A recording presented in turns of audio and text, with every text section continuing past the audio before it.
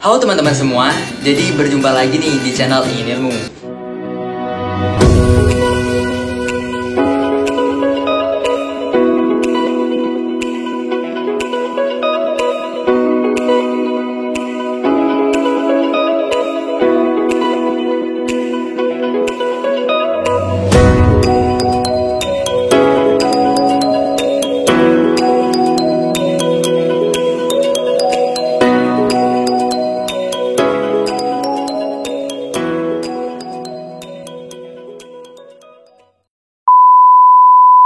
Nah, kali ini channel Ingin Ilmu ini akan membuat video budidaya undur-undur. Nah, buat teman-teman yang nggak tahu undur-undur itu seperti apa, nah seperti ini ya undur-undur. Nah, kalau di daerah saya ini namanya kuluk-kuluk. Nah, mungkin di daerah lain namanya juga akan berbeda. Tapi secara bahasa Indonesia itu namanya undur-undur. Nah, di sini sebelum saya mulai melakukan proses budidaya, teman-teman, saya akan jelaskan sedikit tentang undur-undur dan kenapa sih saya budidaya undur-undur. Yang pertama nih, undur-undur itu kan merupakan larva daripada capung.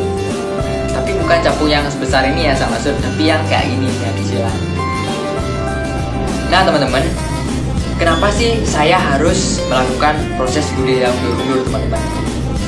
Yang pertama nih, kalau saya lihat nih teman-teman, di salah satu marketplace saja teman-teman, itu dia bisa menjual, satu supplier nih bisa menjual sampai 1000 ekor undur-undur dan bahkan sampai puluhan ribu ekor undur-undur dalam waktu sebulan.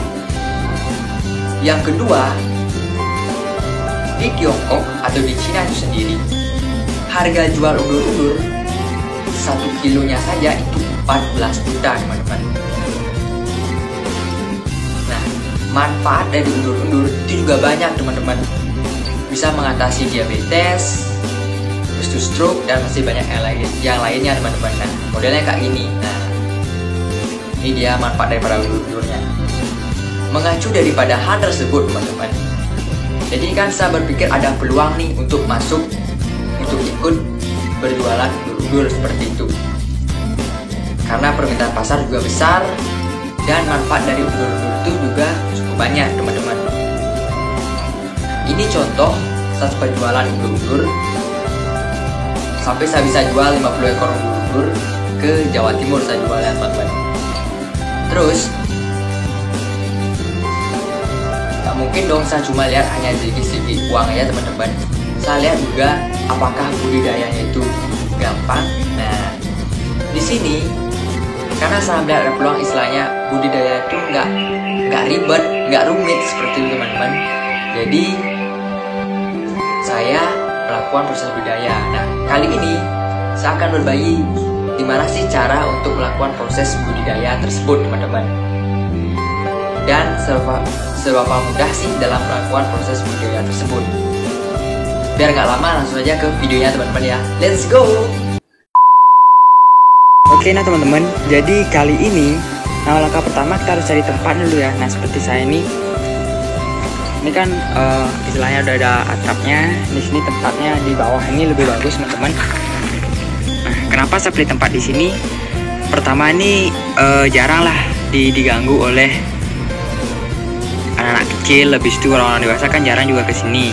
Terus aman lah nantinya kalau misalnya nggak terlalu terkena sinar matahari, karena kan undur-undur itu kan kalau kita budidaya itu kan nggak boleh yang namanya terkena paparan langsung sinar matahari untuk rumahnya itu sendiri, dan tidak boleh juga kena air hujan ataupun air lainnya juga nggak boleh kena air lah, benar-benar clear dari air dan panas teman-teman. Nah, nanti di sini nanti saya akan bersihkan nih sama saudara saya, nanti saya akan bersihkan tempat yang ini ya. Jadi sudah saya temukan tempat yang cocok untuk proses budidaya teman-teman. Terus ini dia untuk tempatnya, sudah saya punya tempat yang cukup lumayan besar untuk melakukan pembuatan tempat daripada si undur-undur itu nantinya. Nah, saya akan langsungkan proses pembersihan sama saudara saya dulu ya teman-teman.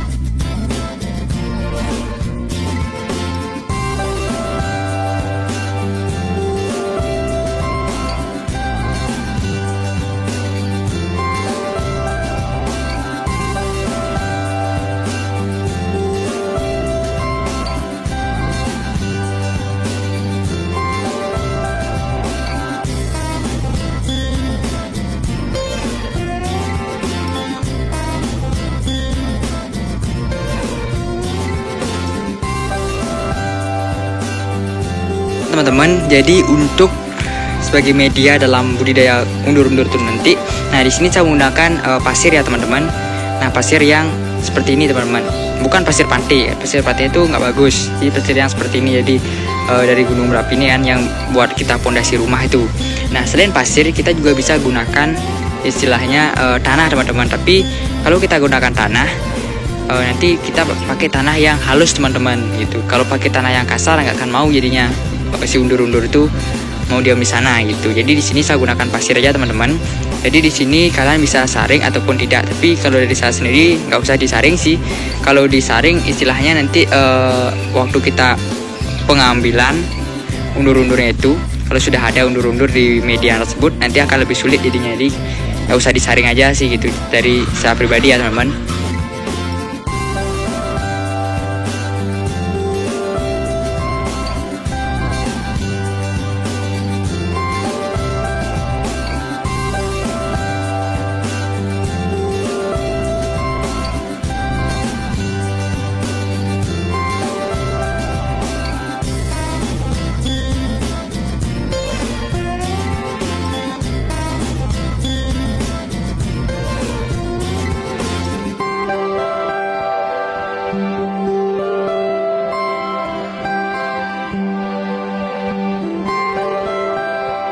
Nah teman-teman, nah setelah pasir itu kita angkut ya ke media untuk budidaya, selanjutnya kita akan ratakan biar sama-sama dapat bagian, biar nggak ada yang kebanyakan, ada yang dikit. Jadi di sini kita ratakan dulu ya teman-teman.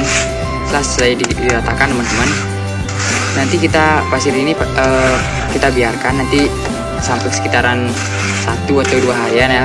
Nanti kan pasti pasir ini untuk suhunya akan stabil, akan normal. Nanti di sana si capung itu akan mulai, kalau dia ada capung nanti pasti dia akan melakukan proses perteluran nanti di pasir ini teman-teman.